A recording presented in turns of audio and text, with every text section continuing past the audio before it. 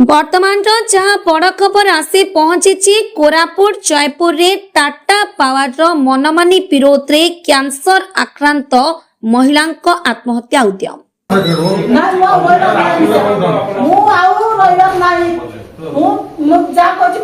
Tata power कार्यालय भितरे निज देहरे किरोसिन ढाली आत्महत्या उद्यम समय अटकाइला पुलिस।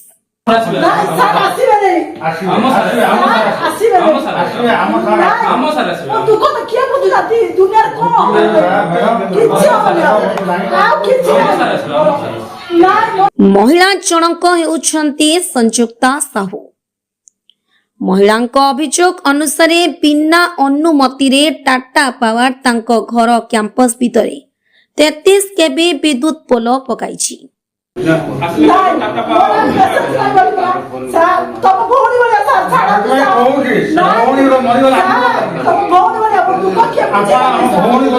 मुख्यमंत्री निर्देश पर भी यहाकू न हटाई ओलटा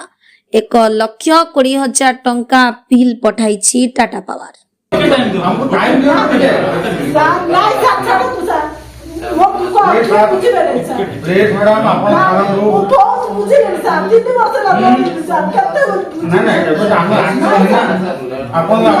जयपुर रे टाटा पावर मनमानी विरोध रे कैंसर आक्रांत महिला आत्महत्या उद्यम। टाटा पावर निर्वाही यंत्री कार्यालय भितरे निज देहरे किरोसिन ढाली आत्महत्या उद्यम समय अटकाइला पुलिस।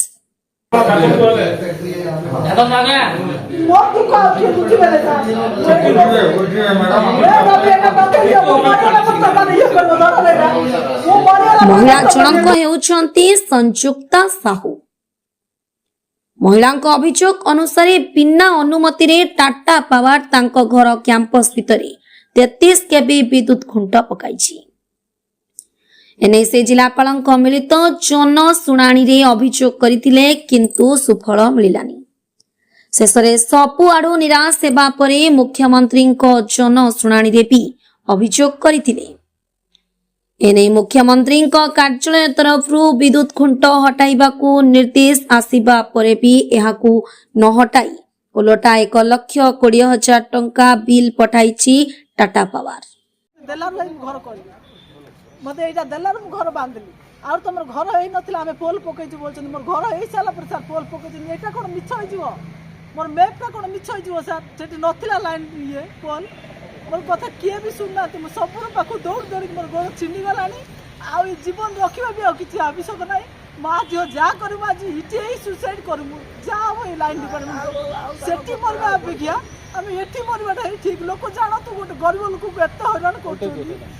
गोटे गरीब लोक को एत हैरान करछी तो गरीब लोक को एत कोन दोचंदी किए भी मो कथा सुनना मु का पागु जी कार गोड़ धरबी मंत्री भी कहला पोल भी पकई देवला नहीं हो हम पकई दम बोली ना मंत्री कहले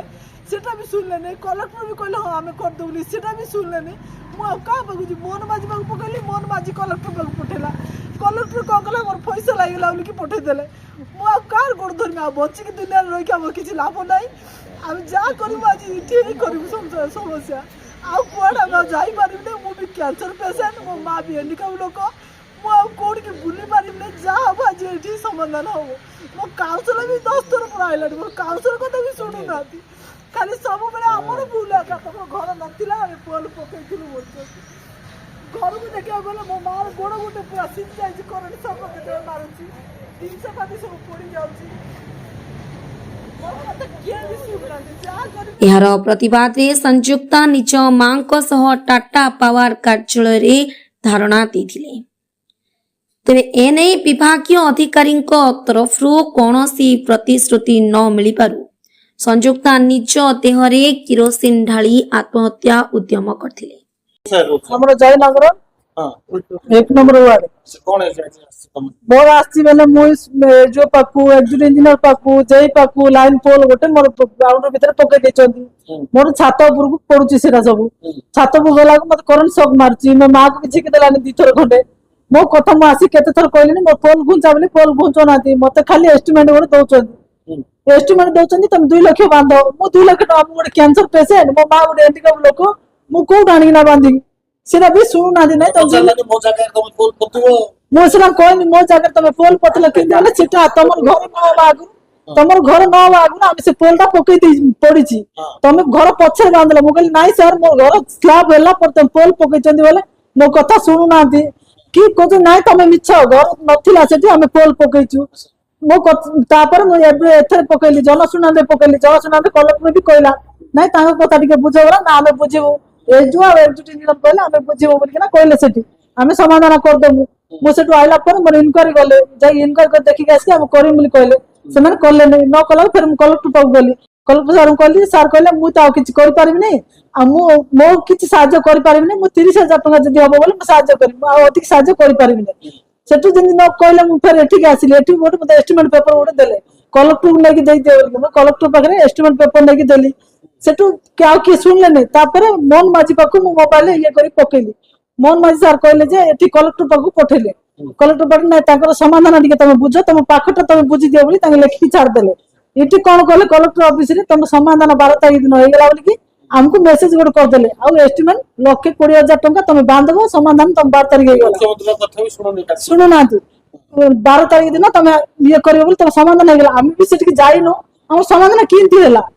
ଆଜି କଣ କରିବି ଆଜି ମୁଁ ଏଠି ସୁଇସାଇଡ କରିବି ମୁଁ ଆଜି ମୋ ମା ମୁଁ 2 ପରାଣୀ ସୁଇସାଇଡ କରିବୁ ମୋ କଥା ମୁଁ ସମସ୍ତଙ୍କ ପାଖକୁ ଗଲି ଏସି ପାଖକୁ ବି ଗଲି ମାନେ ସମସ୍ତ ପାଖରୁ ସରିଗଲାଣି ମୋର ଆଉ କିଛି ଉପାୟ ନାହିଁ ମୁଁ ଲାଷ୍ଟକୁ ଆଜି ଏଠି ସୁଇସାଇଡ ମା ଝିଅ 2 ଜଣ ସୁଇସାଇଡ କରିବୁ ଏକଜୁଟ ଇଞ୍ଜିନିୟର କହୁଥିଲି ମୁଁ ବାହାରେ ଅଛି ମୁଁ ଆସିପାରିବିନି ମୁଁ 10 ମିନିଟ୍ ଭିତରେ ନୂଆ ଭଲ ମୁଁ ସୁଇସାଇଡ କରିବାଟା ମୁଁ କରିବି ବୋଲି କହିଛି ତାଙ୍କେ ଏତେ ପର୍ଯ୍ୟନ୍ତ ଆସୁନାହାନ୍ତି ମୁଁ ଆଉ 5 ମିନିଟ୍ ଦେଖିବି ତାପରେ ମୁଁ ଏଠି ସୁଇସାଇଡ କରିକି ଯିବି 1 ନମ୍ବର ୱାର୍ଡ ଜୟନଗର କାଉନ୍ସିଲର ଅଛି ମୋର ନାଁ ଗୋପୀନାଥ ମହାନ୍ତି ସଂଯୁକ୍ତା ସାହୁ ତାଙ୍କେ ସ୍ଲାବ ପକେଇଲା ପରେ ଆମର PPSODL ବାଲା ଆଉ ତାଙ୍କେ ପୋଲ ଟା ତୁପି ଦେଇଛନ୍ତି ଏବଂ ତାଙ୍କର ସ୍ଲାବ କୁ ଲାଗିକିରି ୱାଇର ଟା ଯାଇଛି ଏଣୁ ତାଙ୍କର ଜୀବନ ପ୍ରତି ବିପଦ ତାଙ୍କର ପରିବାର ଜୀବନ ପ୍ରତି ବିପଦ ଆଉ ତାଙ୍କେ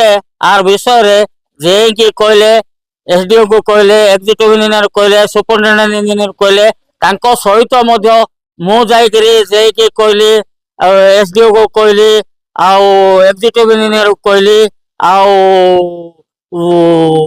କଲେକ୍ଟର ଗ୍ରିଭେନ୍ସ ରେ ମଧ୍ୟ ମିଶିଲି କଲେକ୍ଟର ଗ୍ରିଭେନ୍ସ ରେ ମଧ୍ୟ 17 ତାରିଖ ଭିତରେ ଯଦି ତାଙ୍କର ପୋଲ ଉଠା ନ ଯାଏ ମୁଁ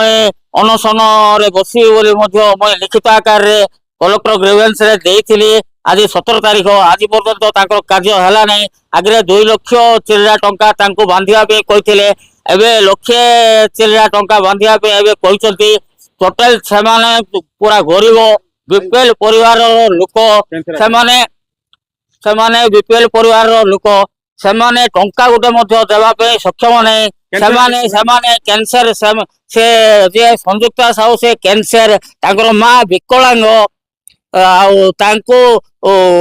ବିପିଏଲ ପରିବାର ଲୋକ ସେ ଟଙ୍କା ଗୋଟେ ଦେଇପାରିବେ ନାହିଁ ଯଦି ଆସନ୍ତା